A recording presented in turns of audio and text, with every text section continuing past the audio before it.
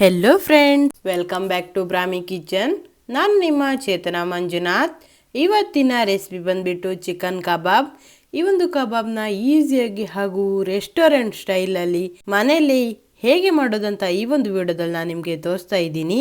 ಈ ಒಂದು ಕಬಾಬ್ನ ನೀವು ಒಂದ್ಸಾರಿ ಹೀಗೆ ಟ್ರೈ ಮಾಡಿ ನೋಡಿದ್ರೆ ದಿನ ಮಾಡ್ತಾನೆ ಇರ್ತೀರಾ, ಅಷ್ಟು ಚೆನ್ನಾಗಿರುತ್ತೆ. ಹಾಗಿದ್ರೆ ಈ ಒಂದು ಕಬಾಬ್ನ ಹೇಗೆ ಮಾಡೋದಂತ ನೋಡೋಣ ಬನ್ನಿ. ನಾನಿಲ್ಲಿ ಒಂದು 2 ಇಂಚ್ ಆಗುವಷ್ಟು ಶುಂಠಿ, 1 ದಳದಷ್ಟು ಬೆಳ್ಳುಳ್ಳಿಯ ದಳಗಳನ್ನು ಬಿಡಿಸಿ ಹಾಕೊಂಡಿದ್ದೇನೆ. 4 ಹಸಿಮೆಣಸನ್ನ ಒಂದು ಮಿಕ್ಸಿ ಜಾರಿಗೆ ಹಾಕಿ ಇಟ್ಕೊಂಡಿದ್ದೇನೆ. ಹಾಗೆ ಇವೆಲ್ಲವನ್ನು ಹಾಕೊಂಡು ಒಂದು ಸ್ವಲ್ಪನೇ ನೀರು ಹಾಕಿ ಚೆನ್ನಾಗಿ ರುಬ್ಬಿ ಪೇಸ್ಟ್ ಮಾಡಿ ಇಟ್ಕೊಳ್ಳಿ. ಹಾಗೆ ನಾನಿಲ್ಲಿ 1.5 kg ಆಗುವಷ್ಟು ಚಿಕನ್ನ ತಗೊಂಡು ನೀಟಾಗಿ ವಾಶ್ ಮಾಡಿ ಇಟ್ಕೊಂಡಿದ್ದೇನೆ. ಹಾಗೆ ನಾವೀಗ ಈ ಒಂದು ಚಿಕನ್ ಕಬಾಬ್ಗೆ ಮಸಾಲವನ್ನ ರೆಡಿ ಮಾಡ್ಕೊಳ್ಳೋಣ. ನಾನಿಲ್ಲಿ ಮೊದಲಿಗೆ ಒಂದು ಅಗಲವಾದ ಪಾತ್ರೆನ ತಗೊಂಡಿದ್ದೇನೆ. ಇದಕ್ಕೆ ನಾನಿಲ್ಲಿ ಪೇಸ್ಟ್ ಮಾಡಿ ಇಟ್ಕೊಂಡ ಶುಂಠಿ, ಬೆಳ್ಳುಳ್ಳಿ ಹಾಗೆ ಹಸಿಮೆಣಸಿನ ಪೇಸ್ಟನ್ನು ಹಾಕ್ಕೊಂಡು ಇದಕ್ಕೆ ನಾನು ಇವತ್ತು ತೇಜು ಕಬಾಬ್ ಮಸಾಲವನ್ನು ಹಾಕ್ಕೊಳ್ತಾ ಇದ್ದೀನಿ. ನಾನಿಲ್ಲಿ 1.5 kg ಆಗುವಷ್ಟು ಚಿಕನ್ಗೆ 3 ಪ್ಯಾಕೆಟ್ ಆಗುವಷ್ಟು ತೇಜು ಕಬಾಬ್ ಮಸಾಲವನ್ನು ಹಾಕ್ಕೊಳ್ತಾ ಇದ್ದೀನಿ. ಇದೊಂದು ಹಾಕ್ಕೊಂಡ್ರೆ ಸಾಕಾಗೋದಿಲ್ಲ, ಕಬಾಬ್ ರೆಸ್ಟೋರೆಂಟ್ ಥರ ಬರೋದಿಲ್ಲ. ಅದಕ್ಕಾಗಿ ನಾನಿಲ್ಲಿ ಇನ್ನು ಕೆಲವು ಸಾಮಗ್ರಿಗಳನ್ನು ಇದಕ್ಕೆ ಆ್ಯಡ್ ಮಾಡ್ಕೊಂಡಿದ್ದೇನೆ. ಈ ರೀತಿಯಾಗಿ ಆ್ಯಡ್ ಮಾಡ್ಕೊಳ್ಳೋದ್ರಿಂದ ಈ ಕಬಾಬ್ ತುಂಬಾ ಚೆನ್ನಾಗಿ ಬರುತ್ತೆ. ನೋಡಿ, ನಾನಿಲ್ಲಿ 3 ಪ್ಯಾಕ್ ಆಗುವಷ್ಟು ತೇಜು ಕಬಾಬ್ ಪೌಡರನ್ನು ಹಾಕ್ಕೊಂಡು ಇದಕ್ಕೆ ನಾನಿಲ್ಲಿ 1 ಟೇಬಲ್ ಸ್ಪೂನ್ ಆಗುವಷ್ಟು ಕಾರ್ನ್ಫ್ಲೋರ್ನ ಹಾಕ್ಕೊಂಡಿದ್ದೇನೆ. ಈ ರೀತಿಯಾಗಿ ಕಾರ್ನ್ಫ್ಲೋರ್ ಹಾಕೊಂಡಿದ್ದಾದ್ಮೇಲೆ ನಾನು ಇದಕ್ಕೆ 1/4 ಟೀ ಸ್ಪೂನ್ ಆಗುವಷ್ಟು ಅರಿಶಿನವನ್ನು ಕೂಡ ಹಾಕ್ಕೊಳ್ತಾ ಇದ್ದೀನಿ. ಹಾಗೆ ನಾನಿಲ್ಲಿ 1/4 ಟೀ ಸ್ಪೂನ್ ಆಗುವಷ್ಟು ಗರಂ ಮಸಾಲವನ್ನು ಕೂಡ ಹಾಕ್ಕೊಂಡಿದ್ದೇನೆ. ಈ ರೀತಿಯಾಗಿ ಗರಂ ಮಸಾಲ ಹಾಕ್ಕೊಳ್ಳೋದ್ರಿಂದ ಕಬಾಬ್ ತುಂಬಾ ಚೆನ್ನಾಗಿ ಬರುತ್ತೆ. ಹಾಗೆ ನಾನಿಲ್ಲಿ 3 ಕಡ್ಡಿ ಆಗುವಷ್ಟು ಕರಿಬೇವನ್ನು ಸಣ್ಣದಾಗಿ ಹೆಚ್ಚಿಟ್ಕೊಂಡಿದ್ದೇನೆ, ಅದನ್ನು ಕೂಡ ಇದಕ್ಕೆ ಸೇರಿಸ್ಕೊಳ್ತಾ ಇದ್ದೀನಿ. ಹಾಗೆ ನಾನಿಲ್ಲಿ 1 ಟೀ ಸ್ಪೂನ್ ಆಗುವಷ್ಟು ಬಿಳಿ ಎಳ್ಳನ್ನು ಹಾಕ್ಕೊಂಡಿದ್ದೇನೆ. ಈ ರೀತಿಯಾಗಿ ಬಿಳಿ ಎಳ್ಳು ಹಾಕೊಳ್ಳೋದ್ರಿಂದ ಕಬಾಬ್ ತಿನ್ನಲಿಕ್ಕೆ ತುಂಬಾ ಚೆನ್ನಾಗಿರುತ್ತೆ, ಹಾಗೆ ನೋಡ್ಲಿಕ್ಕೂ ಕೂಡ ತುಂಬಾ ಚೆನ್ನಾಗಿರುತ್ತೆ. ಹಾಗೆ ನಾನಿಲ್ಲಿ ಇದಕ್ಕೆ 1 ಲಿಂಬೆ ಹಣ್ಣಿನ ರಸವನ್ನು ಹಾಕ್ಕೊಳ್ತಾ ಇದ್ದೀನಿ. ಅರ್ಧ ಸ್ಪೂನ್ ಆಗುವಷ್ಟು ಉಪ್ಪನ್ನು ಹಾಕ್ಕೊಂಡಿದ್ದೇನೆ. ಹಾಗೆ ಈ ರೀತಿಯಾಗಿ ಇವೆಲ್ಲವನ್ನು ಹಾಕ್ಕೊಂಡಾದ್ಮೇಲೆ ನಾನಿಲ್ಲಿ ಇದಕ್ಕೆ 1 ಮೊಟ್ಟೆಯನ್ನು ಒಡೆದು ಹಾಕ್ಕೊಳ್ತಾ ಇದ್ದೀನಿ. ಹಾಗೆ ನಾನಿಲ್ಲಿ ಇದಕ್ಕೆ 1.5 ಟೀ ಸ್ಪೂನ್ ಆಗುವಷ್ಟು ಕೊಬ್ಬರಿ ಎಣ್ಣೆಯನ್ನು ಹಾಕ್ಕೊಳ್ತಾ ಇದ್ದೀನಿ.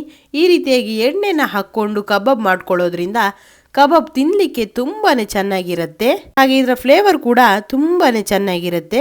ಈ ರೀತಿಯಾಗಿ ಹಾಕ್ಕೊಂಡು ನಾನು ಇವೆಲ್ಲವನ್ನು ಒಂದ್ಸರಿ ಚೆನ್ನಾಗಿ ಮಿಕ್ಸ್ ಮಾಡ್ಕೊಳ್ತಾ ಇದ್ದೀನಿ. ನಿಮ್ಮ ಕಬಾಬ್ ಚೆನ್ನಾಗಿ ಬರಬೇಕಂದ್ರೆ ನೀವು ಈ ರೀತಿಯಾಗಿ ಚೆನ್ನಾಗಿ ಕಬಾಬ್ ಮಸಾಲವನ್ನು ಮಿಕ್ಸ್ ಮಾಡ್ಕೊಳ್ಳೋದ್ರಲ್ಲಿ ಇರುತ್ತೆ. ನೋಡಿ, ಇದನ್ನು ನಾನು ಚೆನ್ನಾಗಿ ಮಿಕ್ಸ್ ಮಾಡ್ಕೊಳ್ತಾ ಇದ್ದೀನಿ. ಹಾಗೆ ಇದಕ್ಕೆ ನಾನಿಲ್ಲಿ ನೀರನ್ನು ಹಾಕ್ಕೊಂಡಿಲ್ಲ. ನೋಡಿ, ಈ ರೀತಿಯಾಗಿ ಎಲ್ಲ ಮಸಾಲೆ ಮಿಕ್ಸ್ ಆಗೋ ರೀತಿಯಲ್ಲಿ ಚೆನ್ನಾಗಿ ನೀವು ಇದನ್ನ ಮಿಕ್ಸ್ ಮಾಡ್ಕೊಳ್ಳಿ. ಇದನ್ನ ನೀವು 1-2 ನಿಮಿಷ ಆದರೂ ಮಿಕ್ಸ್ ಮಾಡ್ಕೋಬೇಕಾಗತ್ತೆ. ನೋಡಿ, ಈ ಕಬಾಬ್ ಮಸಾಲ ಇಷ್ಟು ದಪ್ಪನಾದರೂ ಇರಬೇಕಾಗತ್ತೆ. ಇದನ್ನು ನೀವು ತೆಳು ಮಾಡ್ಕೊಳ್ಳಿಕ್ಕೆ ಹೋಗಬೇಡಿ, ಕಬಾಬ್ ಚೆನ್ನಾಗಿ ಬರೋಲ್ಲ, ಹಾಗೆ ಅದರ ಕೋಟಿಂಗ್ ಕೂಡ ತೆಳುವಾಗಿ ಹೋಗುತ್ತೆ. ನೋಡಿ, ನಾನಿವಾಗ ವಾಶ್ ಮಾಡಿಟ್ಕೊಂಡ ಚಿಕನನ್ನು ಇದಕ್ಕೆ ಸೇರಿಸ್ಕೊಳ್ತಾ ಇದ್ದೀನಿ. ನೋಡಿ, ನಾನಿಲ್ಲಿ ಎಲ್ಲ ಚಿಕನನ್ನು ಇದಕ್ಕೆ ಹಾಕ್ಕೊಂಡು ಚೆನ್ನಾಗಿ ಮಿಕ್ಸ್ ಮಾಡ್ಕೊಳ್ತಾ ಇದ್ದೀನಿ. ಚಿಕನಿಗೆ ಎಲ್ಲ ಮಸಾಲಗಳು ನೀಟಾಗಿ ಹಿಡಿಬೇಕು. ಇದು ಚೆನ್ನಾಗಿ ಇವಾಗ ಮಿಕ್ಸ್ ಆಗಿದೆ. ನಾನಿಲ್ಲಿ ಇದಕ್ಕೆ 1 ಟೇಬಲ್ ಸ್ಪೂನ್ ಆಗುವಷ್ಟು ಕೊತ್ತಂಬರಿ ಸೊಪ್ಪನ್ನು ಕಟ್ ಮಾಡಿ ಹಾಕೊಳ್ತಾ ಇದ್ದೀನಿ. ಈ ರೀತಿಯಾಗಿ ಎಲ್ಲವನ್ನ ಹಾಕೊಂಡು ಇದನ್ನ ನೀವು 1 ಗಂಟೆ ಆದರೂ ಬಿಡಬೇಕಾಗತ್ತೆ. ಈ ರೀತಿಯಾಗಿ ನೀವು 1 ಗಂಟೆ ಅಥವಾ ಇದಕ್ಕಿಂತ ಜಾಸ್ತಿ ಕೂಡ ಬಿಡ್ಬೋದು. ಈ ಚಿಕನ್ ಹಾಗೂ ಹಾಕಿರೋ ಮಸಾಲ ಚೆನ್ನಾಗಿ ಚಿಕನ್ ಹೀರ್ಕೊಂಡು ತಿನ್ನಲಿಕ್ಕೆ ತುಂಬಾ ಚೆನ್ನಾಗಿರುತ್ತೆ. ನೀವು ಇದನ್ನ ಫ್ರಿಜ್ಜಲ್ಲಿ ಇಟ್ಟರೆ ತುಂಬ ಒಳ್ಳೆಯದು. ಫ್ರಿಜ್ ಇಲ್ಲ ಅಂದರೆ ಹಾಗೆ ಕೂಡ ಇಡ್ಬೋದು. ಇವಾಗ 1 ಗಂಟೆ ಆಗಿದೆ. ನಾನಿವಾಗ ಒಂದು ಬಾಣಲೆಯನ್ನು ಇಟ್ಕೊಂಡಿದ್ದೇನೆ. ಹಾಗೆ ಇದಕ್ಕೆ 1/2 ಲೀಟರ್ ಆಗುವಷ್ಟು ಎಣ್ಣೆನ ಕೂಡ ಹಾಕ್ಕೊಳ್ತಾ ಇದ್ದೀನಿ. ನೋಡಿ, ಇವಾಗ ಚಿಕನ್ ಈ ರೀತಿಯಾಗಿ ಕಾಣಿಸ್ತಾ ಇದೆ. ನಾನಿಲ್ಲಿ ಇದಕ್ಕೆ 1-2 ಕರಿಬೇವನ್ನು ಕೂಡ ಎಕ್ಸ್ಟ್ರಾ ಹಾಕ್ಕೊಂಡಿದ್ದೇನೆ. ನಿಮಗೆ ಬೇಕಾದರೆ ಹಾಕ್ಕೋಬೋದು, ನೀವು ಬೇಡ ಅಂದರೆ ಸ್ಕಿಪ್ ಕೂಡ ಮಾಡ್ಬೋದು. ಹಾಗೆ ನಾನಿವಾಗ ಎಣ್ಣೆ ಬಿಸಿಯಾಗಿದೆ ಇಲ್ವಾ ಅಂತ ಒಂದು ಸಣ್ಣ ಪೀಸ್ ಚಿಕನ್ ತುಂಡನ್ನು ಇದಕ್ಕೆ ಬಿಟ್ಕೊಂಡು ನೋಡ್ತಾ ಇದ್ದೀನಿ. ಇದು ಈ ರೀತಿಯಾಗಿ ಮೇಲೆ ಬಂದರೆ ಎಣ್ಣೆ ಬಿಸಿಯಾಗಿದೆ ಅಂತ ಅರ್ಥ. ನೋಡಿ, ಇವಾಗ ನಾನಿಲ್ಲಿ ಒಂದೊಂದೇ ಚಿಕನ್ ಪೀಸನ್ನು ಈ ಒಂದು ಎಣ್ಣೆಗೆ ಬಿಟ್ಕೊಳ್ತಾ ಇದ್ದೀನಿ. ಎಣ್ಣೆ ಸರಿಯಾಗಿ ಕಾದಿದ್ರೆ ನೋಡಿ, ಈ ರೀತಿಯಾಗಿ ಗುಳ್ಳೆಗಳು ಬರ್ತದೆ ಎಣ್ಣೆಯಲ್ಲಿ. ಈ ರೀತಿಯಾಗಿ ಬಂದರೆ ಎಣ್ಣೆ ಪರ್ಫೆಕ್ಟಾಗಿ ಬಿಸಿಯಾಗಿದೆ ಅಂತ ಅರ್ಥ. ನೋಡಿ, ನಾನಿಲ್ಲಿ 7-8 ಕಬಾಬ್ ಪೀಸನ್ನು ಇದಕ್ಕೆ ಬಿಟ್ಕೊಂಡಿದ್ದೇನೆ. ಹಾಗೆ ನಾನು ಇದನ್ನು 1 ನಿಮಿಷ ಆದಮೇಲೆ ನಾನು ಇದನ್ನು ತಿರ್ಸಿ ಹಾಕ್ಕೊಳ್ತಾ ಇದ್ದೀನಿ. ನೀವು ಬೇಗ ಇದನ್ನು ತಿರ್ಸಿ ಹಾಕ್ಕೋಬೇಡಿ. ನೋಡಿ, ಇವಾಗ 1 ನಿಮಿಷ ಆಗಿ ನಾನು ಇದನ್ನು ತಿರ್ಸಿ ಹಾಕ್ಕೊಂಡಿದ್ದೇನೆ. ಇವಾಗಲೂ ಕೂಡ ಹಾಗೆ ಇದರಲ್ಲಿ ನೊರೆಗಳು ಬರೋದು ಸ್ವಲ್ಪನೇ ಕಮ್ಮಿ ಆಗ್ತಾ ಬರ್ತಾ ಇದೆ. ಯಾಕಂದರೆ ಚಿಕನ್ ಸ್ವಲ್ಪವಾಗಿ ಬೇಯ್ತಾ ಇರೋದ್ರಿಂದ ನೊರೆಗಳು ಕಮ್ಮಿ ಆಗ್ತಾ ಬರ್ತಾ ಇದೆ. ಹಾಗೆ ನಾನಿಲ್ಲಿ ಈ ಒಂದು ಕಬಾಬ್ನ ತಗೊಳ್ಳಿಕ್ಕೆ ಈ ರೀತಿಯಾದ ಸೌಂಟನ್ನು ಬಳಸ್ತಾ ಇದ್ದೀನಿ. 5ರಿಂದ 10 ನಿಮಿಷ ಆದರೂ ನೀವು ಬೇಯಿಸ್ಕೋಬೇಕು. ಇವಾಗ ಈ ಚಿಕನ್ ಬೆಂದಿದೆ.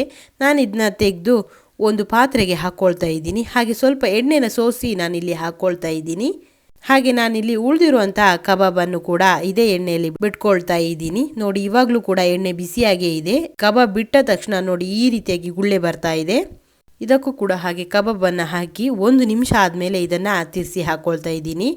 ನೀವು ಇದನ್ನು ಬೇಗ ತಿರ್ಸಿ ಹಾಕ್ಕೊಳ್ಳಿಕ್ಕೆ ಹೋದರೆ ಇದು ಸೌಟಿಗೆ ಹಿಡಿಯೋ ಸಾಧ್ಯತೆ ಕೂಡ ಇರುತ್ತೆ. ನೋಡಿ, ಇದರಲ್ಲೂ ಕೂಡ ನೊರೆ ಬರೋದು ಕಮ್ಮಿಯಾಗಿದೆ.